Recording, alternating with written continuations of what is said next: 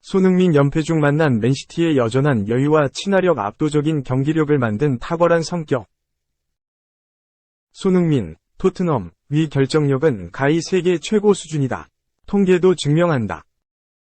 토트넘 소식을 전하는 위아 토트넘 TV는 5일 한국 시간 손흥민은 올 시즌 빅 찬스를 한 번 놓쳤고 잉글랜드 프리미어리그에서 9골을 넣었다며 그는 득점 상황에 말도 안 되게 냉정하다고 조명했다.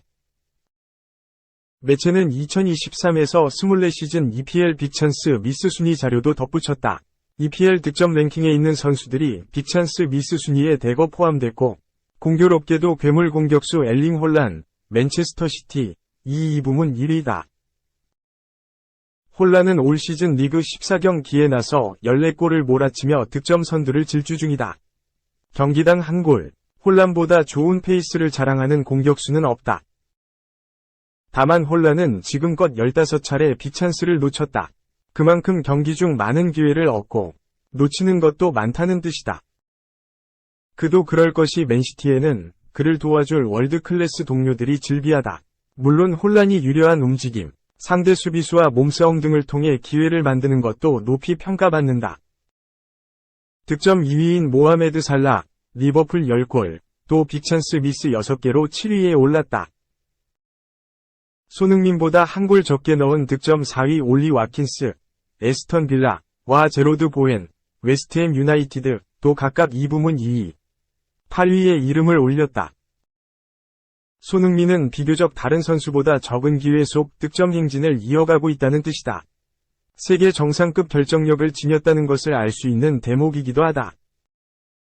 2021에서 22시즌 리그 35경기에 나서 23골을 수확하며 득점왕을 차지한 손흥민은 이번 시즌에도 눈에 띄는 페이스를 자랑하고 있다. 14경기에 출전해 9골 2도움을 올렸고 올 시즌 해트트릭과 멀티골을 각각 1회씩 작성했다. 해리 케인, 바이에른 뮌헨, 위 이적 공백을 손흥민이 완벽히 메우고 있다는 평가가 숱하다. 주 포지션이 윙어인 손흥민은 케인이 떠난 후 최전방으로 위치를 변경, 최대 강점인 골 결정력을 가감없이 뽐내고 있다.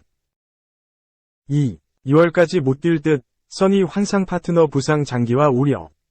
손흥민 토트넘 모두에게 치명적 소식.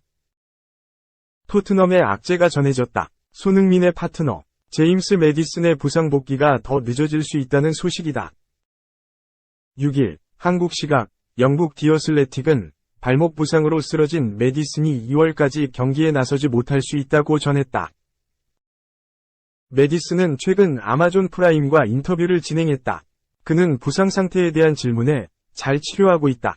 그런데 회복이 늦어져 좌절스럽다. 난 이런 부상을 겪어본 적이 없다. 난 재활에 3개월을 넘긴 적이 없다. 실망스럽다. 매일이 힘들다. 토트넘 훈련장에는 큰 창문이 있어 물리치료실에서 선수들이 훈련하는 모습을 보면 더욱 힘들다고 전했다. 매디슨은 의심할 여지 없는 토트넘의 신형 엔지니어였다. 그는 지난 여름 4천만 파운드의 레스터시티를 떠나 토트넘으로 이적했다. 적응은 필요 없었다. 곧바로 토트넘의 부주장직을 맡은 매디슨은 리더십 이상의 활약을 펼쳤다. 창의적인 플레이로 토트넘의 공격 축구를 이끌었다. 3골 -5 도움을 기록하며 레스터시티 시절 이상의 활약을 펼쳤다. 이달의 선수상까지 수상했다. 특히 손흥민과의 케미는 환상적이었다. 주장 손흥민과 단짝으로 활약했다. 크리스티안 에릭센 이후 이렇다 할 패서가 없었던 손흥민은 매디슨의 패스를 받아 득점력이 다시 한번 만개했다. 해리 케인이 떠난 후 손흥민은 매디슨의 패스를 받아 벌써 시즌 9호 골을 폭발시켰다. 경기장 밖에서도 주장, 부주장으로 팀을 잘 이끌었다. 손흥민과 매디슨은 다트 세리머니와 찰칵 세리머니를 공유하고 있다. 손흥민은 맨인 블레이저를 통해 매디슨을 극찬했다. 그는 크리스티안 에릭센이 클럽을 떠난 후 우리는 마지막 결정, 마지막 패스를 할 수 있는 그런 유형의 선수가 없었다. 매디슨이 오자마자 토트넘에는 그와 같은 선수가 필요하다는 것을 알 수 있었다. 분명히 그는 정말 잘 정착했다. 그는 이 클럽의 큰 부분이 되기 위해 정말 열심히 노력했다. 이런 유형의 선수가 있다는 것이 매우 기쁘다고 밝혔다. 그리고 메디슨이 우리와 계약하자마자 난 세상에서 가장 행복한 사람 중 한 명이 됐다고 덧붙였다. 하지만 메디슨은 지난 첼시전에서 부상으로 쓰러졌다. 메디슨은 페널티 박스로 향하다 발목을 다쳤다. 메디슨은 곧바로 교체됐다. 당초 심각한 부상이 아닌 것처럼 보였지만 상태는 좋지 않았다. 포스테코글루 감독은 메디슨은 우리가 생각했던 것보다 훨씬 더 나빴다. 그는 발목 부상으로 교체된 후 다음날 상태가 좋지 않아 정밀 검사를 받았다. 그는 새해가 돼야 복귀할 수 있을 것이라고 설명했다. 메디슨은 SNS를 통해 아픔을 함께했다.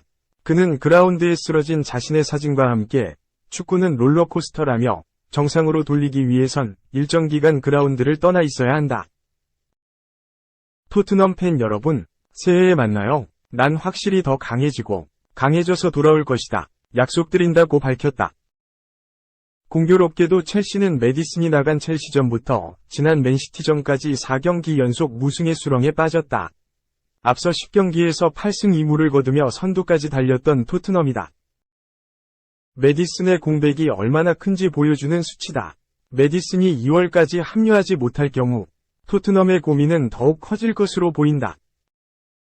지오반니 로셀소가 2경기 연속골을 넣으며 기대 이상의 플레이를 펼치고 있지만 메디슨만큼은 아니다. 메디슨의 장기 결장 예고는 토트넘에게도 손흥민에게도 치명적인 소식이다. 3. 승강 PO 프리뷰, 잔류냐, 승격이냐, 부산 수원FC, 김포 강원의 운명의 일전. 올 시즌 K리그는 아직 끝나지 않았다. 1부 리그 잔류와 승격의 기로에 선 4팀이 마지막 전쟁을 펼친다. 6일 K리그 2위 부산 아이파크와 K리그 1 11위 수원FC가 부산 아시아드에서 K리그 2, 3위 김포FC와 K리그 1, 10위 강원이 김포 솔터 경기장에서 승강 플레이오프 1차전을 치른다. 1차전이 중요성은 설명이 필요 없다. 지금까지 치러진 10번의 승강 PO 중 1차전에서 패하고 역전에 성공한 것은 2021년 강원이 유일하다. 당시 강원은 대전 하나시티즌과의 맞대결에서 1차전 0대1로 패했지만 2차전 4대1 역전극을 펼쳤다. 물러설 수 없는 절체절명의 승부. 4팀의 상황을 살펴봤다. 부산은 다잡았던 K리그 2 우승을 놓쳤다. 충북 청주와의 최종전에서 승리하면 우승을 확정지을 수 있었던 부산은 경기 종료 1분여를 남기고 통안의 동점골을 허용하며 김천상무의 역전 우승을 허용했다. 수원FC도 일찌감치 다이렉트 강등을 피할 수 있는 기회가 여러 번 있었지만 막판 부진이 이어지며 11위를 했다. 수원FC는 마지막 9경기 4무 5패에서 단 1승도 챙기지 못했다. 그래서 양팀의 화두는 분위기 전환이다. 전력은 괜찮다. 부산은 부상자가 한 명도 없다. 최상의 스쿼드를 자랑한다. 부상병동, 수원FC도 핵심 자원들이 돌아온다. 이광혁, 바우테르손, 신세계 오인표 등이 모두 부산전에 투입될 예정이다. 양팀 모두 꺼낼 수 있는 최상의 자원으로 경기에 나설 수 있다.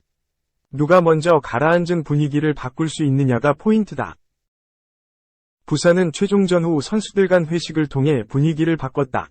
진솔한 이야기를 나누며 다시 해보자는 분위기를 만들었다.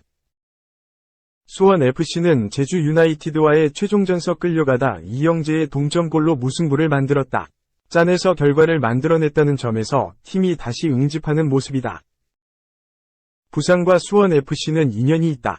2015년 승강 PO에서 만난 적이 있다. 당시 K리그 2에서 돌풍을 일으키던 수원FC는 K리그 1에서 뛰던 부산을 꺾고 창단 첫 승격의 기쁨을 누렸다. 2020년에도 승강 PO를 치르지는 않았지만 부산은 강등, 수원FC는 승격했던 묘한 우연이 있다. 상황이 바뀐 올해 두 팀은 또 한 번의 대결을 준비하고 있다. 박진섭 부산 감독과 김도균 수원FC 감독은 축구계에서 알아주는 절친이라는 점에서 운명은 얄궂다. 김포와 강원은 최고조다. 김포는 태풍의 눈 같다. 창단 2년 만에 예상 못한 깜짝 3위에 오른 김포는 K리그 2PO에서 경남FC를 2대1로 제압했다. 경험이 부족한 김포 입장에서 어려운 경기가 예상됐지만 단단한 경기력을 이어가며 기어코 승강 PO까지 올라섰다. 시즌 내내 부진했던 강원은 막판 분위기를 탔다. 마지막 3경기에서 2승 1무를 거둔 강원은 최하위를 넘어 10위까지 올라섰다. 양팀의 장점은 수비다. 김포는 36경기에 서단 25골만을 내줬다. K리그 2 최소 실점이다. 강원도 시즌 내내 부침이 있는 모습을 보였지만 수비만큼은 단단했다. 41골만을 내주며 최소 실점 4위에 올랐다. 스타일도 비슷하다. 강원이 최근 스타일을 바꾸며 많은 활동량을 바탕으로 앞에서부터 상대를 누르는 수비를 강조한다. 때문에 관건은 공격이 될 공산이 크다. 김포는 16골로 K리그 2 득점왕을 차지한 루이스가 포진해 있기는 하지만 공격력이 아주 좋은 편은 아니다. 김포 고정원 감독이 빠르고 조직적인 역습을 잘 만들어냈지만 마무리는 결국 개인의 목심만큼 한계를 드러냈다. 정규리그에서도 40골에 그쳤다. 강원의 빈공은 더 심하다. 올 시즌 38경기에서 30골에 그쳤다. 후반기 외국인 진용을 새롭게 하며 나아진 모습을 보이기는 했지만 결정력 부재는 두고두고 발목을 잡았다. 양팀은 한 차례 만난 적이 있다. 지난 5월 FA컵에서 격돌했는데 당시는 강원이 3대2 승리했다.